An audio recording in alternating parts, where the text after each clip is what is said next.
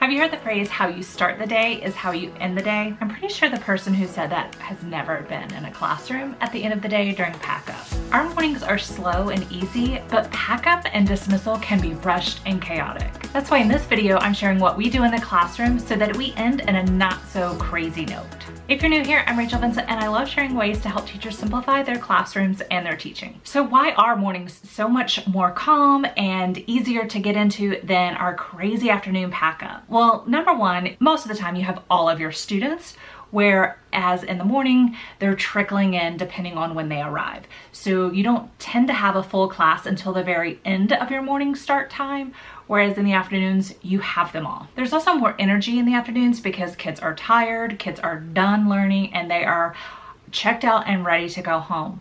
Plus, I feel like there's more to do in the afternoons than in the morning. In the morning, they do have things like make lunch choices, have pencils sharpened, and some sort of morning work, soft start type thing.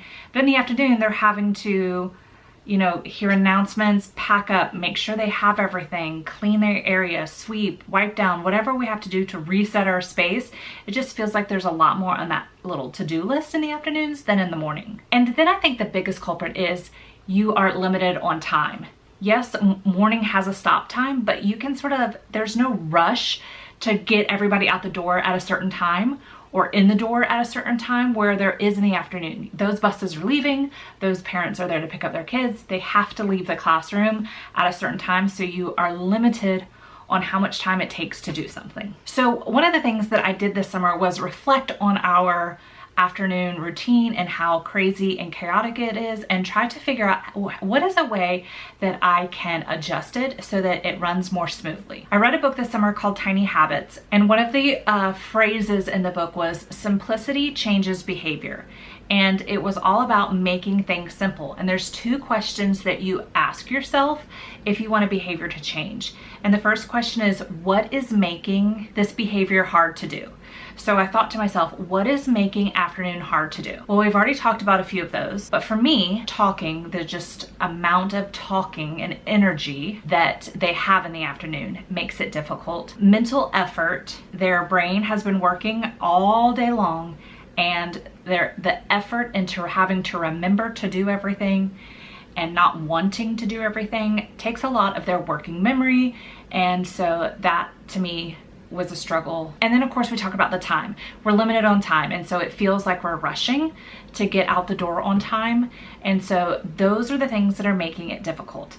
And so then in the book it asks you the next question: how can I make this behavior easier to do? So I thought about those three areas, the talking, the mental effort, and our time, to see how I could figure out what are the best ways to do it. So we implemented the talking rule. So students are allowed to talk during pack-up as long as they are actively packing or actively doing their afternoon job, or they're sitting down. What I realized is a lot of times my students would get up to go pack, and then they would just stand there and talk with their friends instead of actually packing or getting their afternoon job done. So it felt like I was constantly struggling to be like, go do this, don't forget we still have to do this, and it just felt like overwhelming. So I came up with this rule, and it has worked really well. So students know that they are allowed to talk if they're sitting down and if they're actively packing or doing their class job. And so it's a lot easier when somebody's standing there talking. I could say, you're not following the talking rule, and then it reminds them to go get busy or to go sit down. So it allows them to still talk, because I do think that they need that time. I think making it a no talking time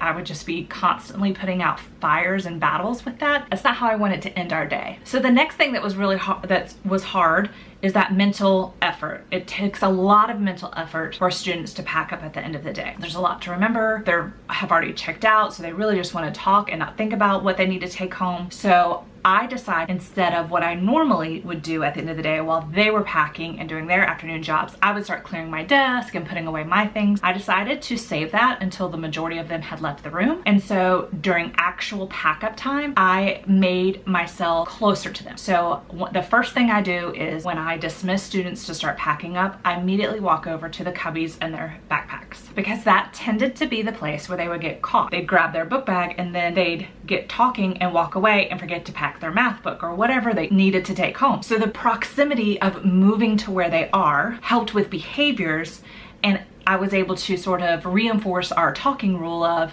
okay, you're just standing there, you can't be talking, you've got to be actively doing something while you're talking. Plus, while I was there, I was able to give the reminders, hey, so-and-so, don't forget your math book, whose lunchbox is this?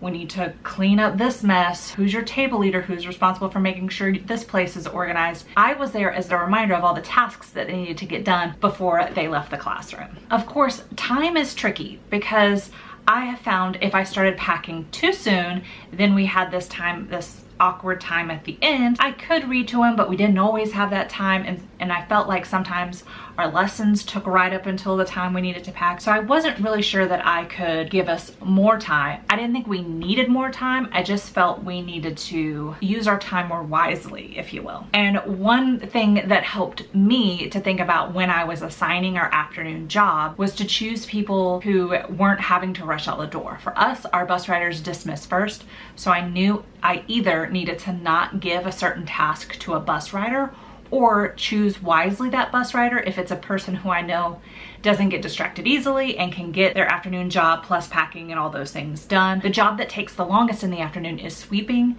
and so I knew that always needed to go to a car rider so that they had plenty of time to sweep plus do all the normal pack up things. Are our afternoons perfect?